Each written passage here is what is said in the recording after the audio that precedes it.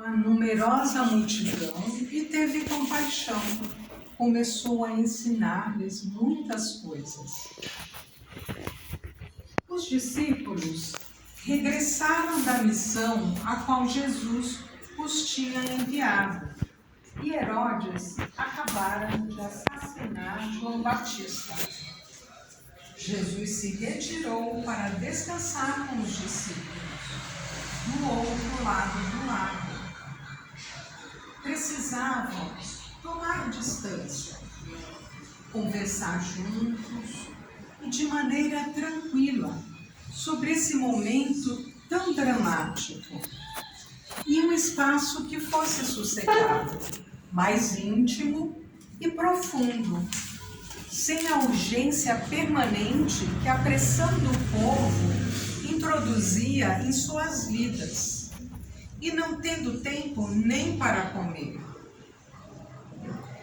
Não eram pessoas das cidades importantes que procuravam Jesus. Diz o texto de Marcos que saíram de todos os povoados e foram correndo com pressa, com expectativa e esperança, ansiosas para encontrar-se com ele.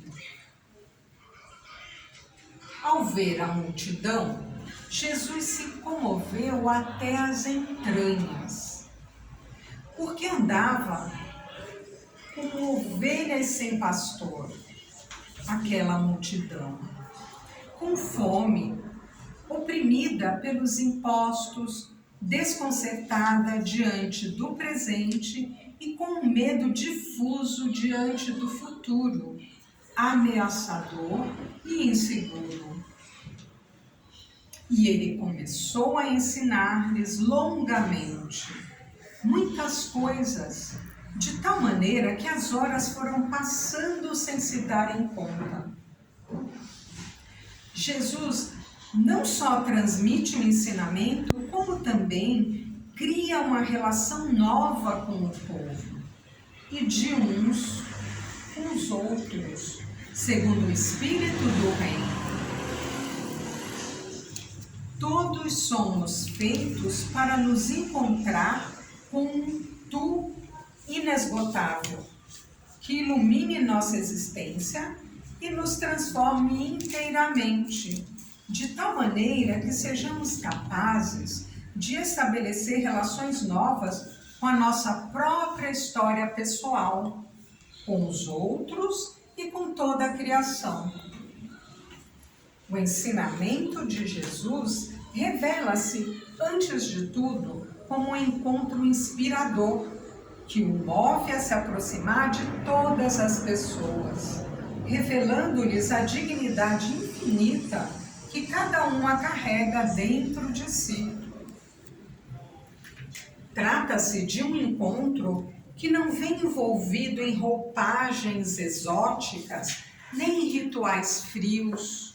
Sua grandeza se expressa numa proximidade tão simples e humana, onde a interação de sentimentos e afetos engrandece a todas as pessoas. Nesse sentido, o novo ensinamento de Jesus tem a marca da compaixão. Um dos sintomas da desumanização, que está revelando seu triste rosto no contexto atual, é o fato de deixarmos de vibrar com o que as outras pessoas vivem. Viver como alheias umas das outras. Blindar-nos uns frente aos outros.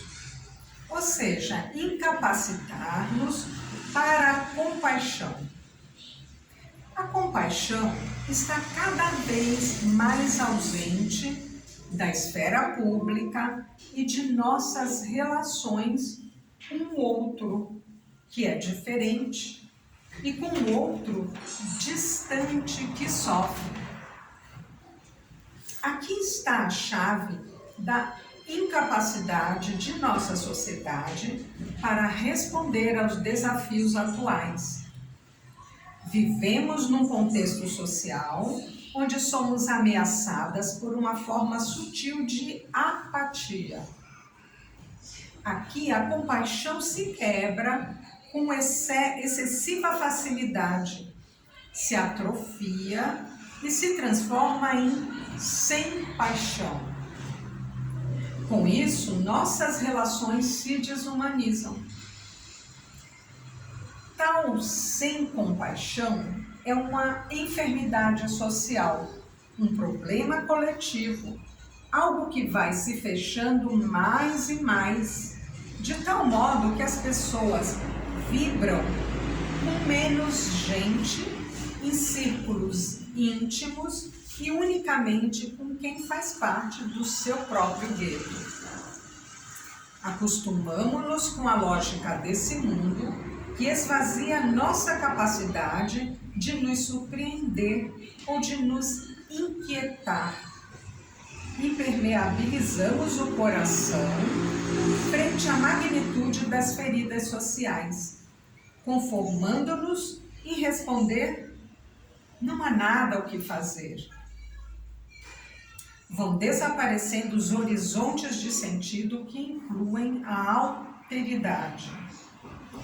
Qualquer implicação com uma outra pessoa implica suspeita, frieza, distância, preconceito. Não basta a sensibilidade ou o sentimento. Não ficamos indiferentes quando a dor dos outros entra em nossas salas de estar. Mas, tão rápido como chega, o sentimento se vai e não nos mobiliza, porque não tem pontos de conexão com a realidade da exclusão. Vamos citar algumas situações que manifestam a privatização da vida. A sensação de impotência diante das tragédias. A distância midiática, onde a informação fria da realidade não nos afeta e não desperta a nossa paixão. A distância física, a não comunicação, não há tempo para falar e escutar, os eletrônicos povoam nossos silêncios, a falta de motivação, que se expressa em por que deixar o outro invadir minha vida ou encher-me de inquietação? A dificuldade para compreender a diferença e transitamos nos círculos de iguais ou semelhantes. Compartilhamos gostos, modas, inquietudes, status. Temos problemas comuns, metas similares, usamos produtos parecidos, lemos os mesmos livros e vemos os mesmos filmes. Quem olha para as manchetes de notícias, as escolhas e comportamentos atuais, talvez se deixe convencer de que a compaixão está perdendo a referência no elenco dos sentimentos humanos mais nobres. Afinal, produtividade, eficiência, competitividade revelam-se pobres de atitudes compassivas. No entanto, somos seguidores e seguidoras do compassivo. Jesus não passa friamente por nada. Ele não passa indiferente ao lado da fome, da doença, da exclusão, da morte. Não passa friamente ao lado das multidões que vivem como ovelhas sem pastor. Seu sentimento está sempre engajado. Ele é o homem da prontidão de sentimentos, que deixa transparecer uma profunda sensibilidade. Sente-se profundamente tocado pela dor e pela miséria. E jamais fica em sentimentalismos supérfluos. Sua empatia e simpatia extravasam em ações comandadas pela compaixão. ela flui e jorra do seu coração. Os evangelhos destacam os profundos sentimentos de humanidade, compaixão, empatia, ternura e solidariedade misericordiosa de Jesus. Muitas vezes é mencionado que o Senhor foi comovido até as entranhas e teve frêmitos de compaixão. Trata-se de um sentimento eminentemente humano. Até podemos fazer referência à origem da palavra compaixão. E aqui é muito pouco o apelo ao vocábulo latino compasso, padecer com. É preciso um novo passo.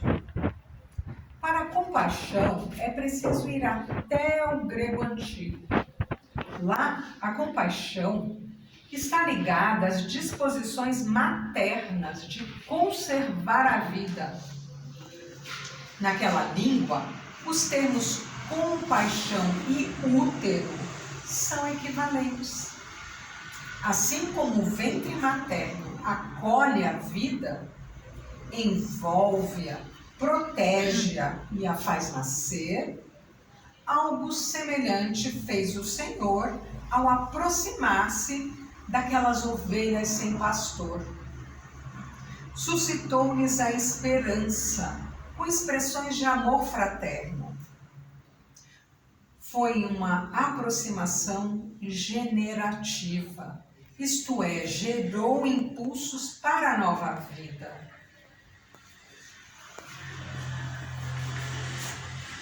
No mundo em que o anonimato impera e uma falta de compromisso com as outras pessoas parece predominar, é preciso ativar a compaixão, que começa pela capacidade de fixar o olhar nos rostos, desmontando os prejuízos, ou pela possibilidade de perguntar a outra pessoa por sua vida, seus sonhos, suas preocupações, seus desejos e sua dor.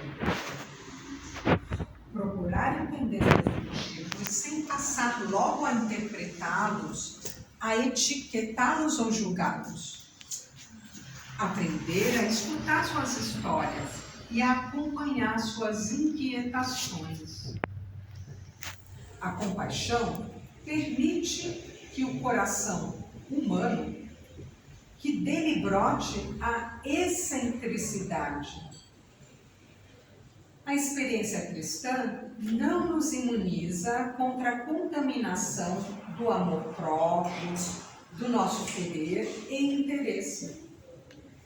Mas a pulsão solidária e compassiva para com a pessoa pobre e excluída, permanente e profunda, se converte na fornalha que purifica a insaciável autoafirmação e interesses que todos temos, e vai gestando, pouco a pouco, personalidades excêntricas, livres do domínio despótico do ego. Ser compassiva, implica buscar e ativar uma disposição em sair das fronteiras do conhecido e do habitual, dos circuitos familiares e das dinâmicas mais rotineiras, para entrar em sintonia com as pessoas que são vítimas de estruturas sociais e políticas que geram miséria, dor e exclusão. Compaixão